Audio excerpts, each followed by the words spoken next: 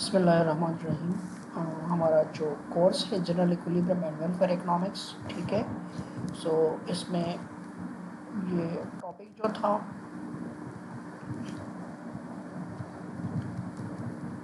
आज है इधर ये application of general equilibrium theory, some application like Heckscher Ohlin theory. ठीक है, आज के लेक्चर में हम हेक्सचर-ओहलन थ्योरी पे हम जो जनरल इक्विलिब्रियम है उसके व्यू से पढ़ेंगे एजवर्थ बॉक्स डायग्राम के ज़रिए, ठीक है। और फिर नेक्स्ट इंशाल्लाह लेक्चर में स्टोरपर्ड-सैमुअल्सन थ्योरम इंशाल्लाह हम पढ़ेंगे in connection with the general equilibrium, ठीक है। सो ये बुक है सल्वाटोर की इंटरनेशनल इकोनॉमिक्स की, ठीक है। इंटरनेशनल इकोनॉमिक्स की सल्वाटोर की बुक है और चैप्टर नंबर 5 में है हेक्सचर-ओहलन थ्योरी है, फैक्टर एंडोनमेंट एंड हेक्सचर-ओहलन थ्योरी, ठीक है। तो आप लोगों ने इसका सेमेस्टर 5 में ये थ्योरी पढ़ी थी, ठीक है। हेक्सचर-ओहलन थ्योरी और इसकी कुछ एजम्पशंस हैं, थोड़ा सा मैं आपको रिपीट करा लेता हूँ कि देयर आर 2 नेशंस। सो हम 2 नेशंस पढ़ रहे हैं, ठीक है। जनरल चूँकि आसानी के लिए हम 2 नेशन पढ़ रहे हैं, नेशन 1 एंड नेशन 2। नेशन 1 जो है वो XY प्रोड्यूस कर रहा है और नेशन 2 भी XY प्रोड्यूस कर रहा है। दोनों नेशन XY प्रोड्यूस कर रहे हैं। नेशन 1 भी XY प्रोड्यूस कर रहा है, नेशन 2 भी XY प्रोड्यूस कर रहा है। अच्छा, X और Y के प्रोडक्शन के लिए हम जो 2 इनपुट्स चाहिए, that is capital and labour, और this is capital and labour. दोनों में कैपिटल, दोनों की प्रोडक्शन में हमें जो 2 इनपुट्स चाहिए, that is capital and labour. Now यहाँ पर हम ये एज्यूम करते हैं कि जो टेक्नोलॉजी है, this is the same technology in both countries. The technology there is same technology, mean अगर प्रोडक्शन में डिफरेंसेस आ रही हैं तो टेक्नोलॉजी की वजह से नहीं आ रही, ठीक है। अब एक्स कमोडिटी जो है ना, एक्स कमोडिटी और वाई 2 कमोडिटीज़ हैं। अब एक्स कमोडिटी जो है इसमें लेबर ज़्यादा चाहिए और कैपिटल कम चाहिए, ठीक है। X commodity is labour intensive और ठीक है, और वाई कमोडिटी जो है ना दैट इज़ कैपिटल इंटेंसिव, इसमें कैपिटल ज़्यादा चाहिए। तो ये लेबर इंटेंसिव है, ठीक है, दिस इज़ लेबर इंटेंसिव। और जो कमोडिटी वाई है that is capital intensive. What does it mean capital intensive? Capital intensive का मतलब ये है कि एक्स की प्रोडक्शन में अगर हम एक्स प्रोड्यूस कर रहे हैं तो उसमें ज़्यादा कैपिटल लगता है, कैपिटल ज़्यादा लगेगा और कैपिटल कम लगेगा, लेबर ज़्यादा लगेगा और कैपिटल कम। वाई की प्रोडक्शन में कैपिटल ज़्यादा लगेगा और लेबर कम, तो इसलिए एक्स को हम कहते हैं कैपिटल लेबर इंटेंसिव और वाई को कहते हैं कैपिटल इंटेंसिव। अच्छा जी, अब नेक्स्ट नेशन 1 जो है ना उसमें लेबर ज़्यादा है। We assume that there is abundance of labor available in country 1, and in country 2 capital is available in more quantity.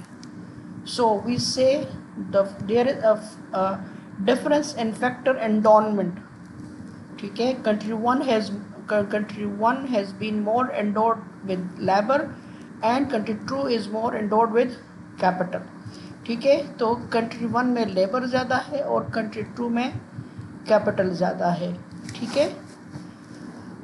ये एजम्पशंस हो गई, ठीक है। सो अच्छा जी,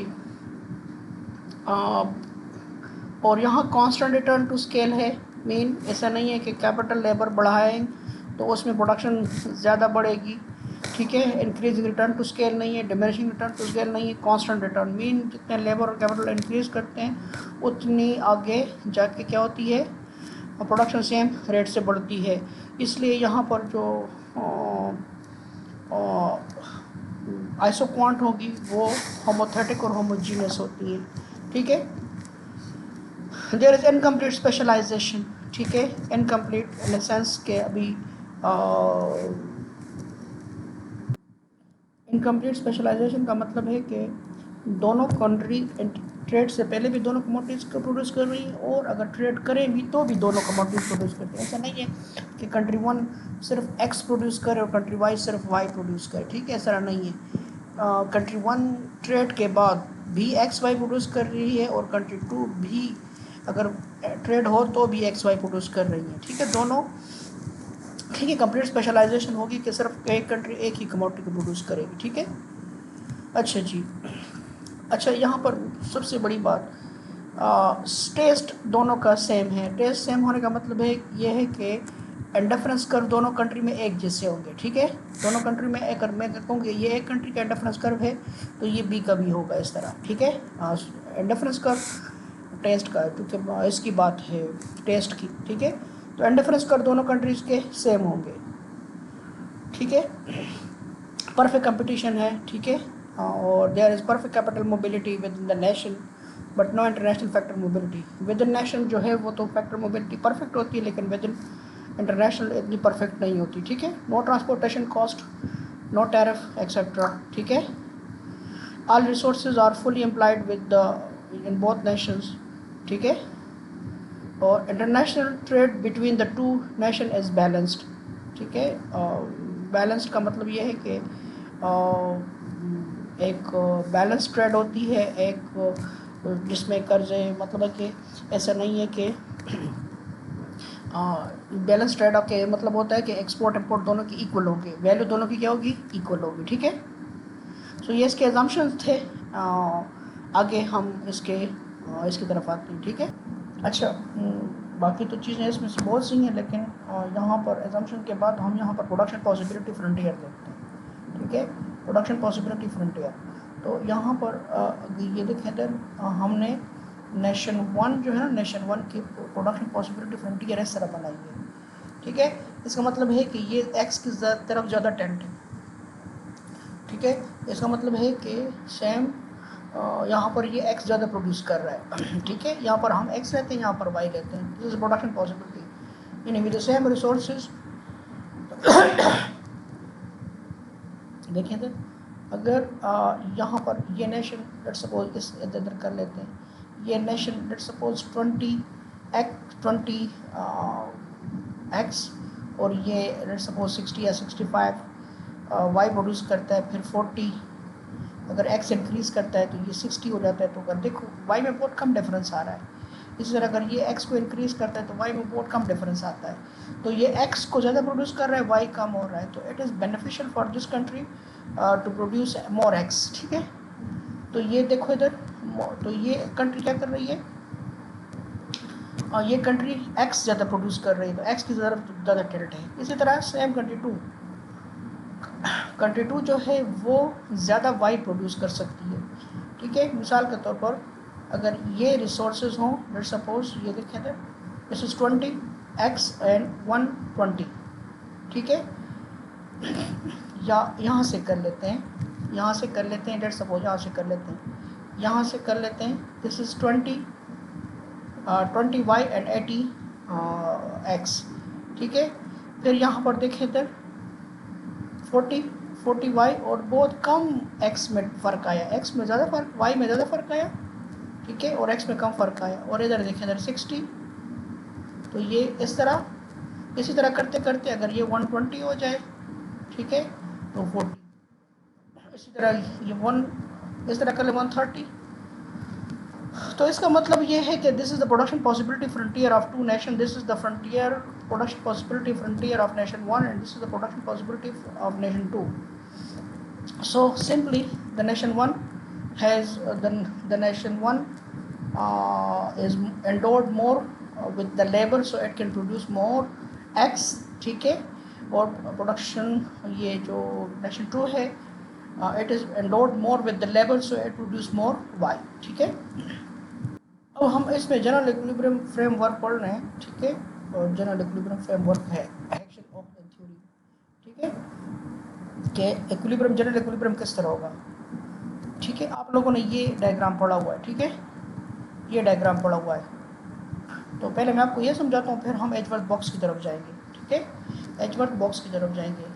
ये सिर्फ ये जो अभी तक मैंने जो पढ़ा है और ये भी पढ़ाऊँगा, तो दिस इज जस्ट रिपीटिशन, ठीक है, ये आप लोगों को जस्ट रिपीटिशन है।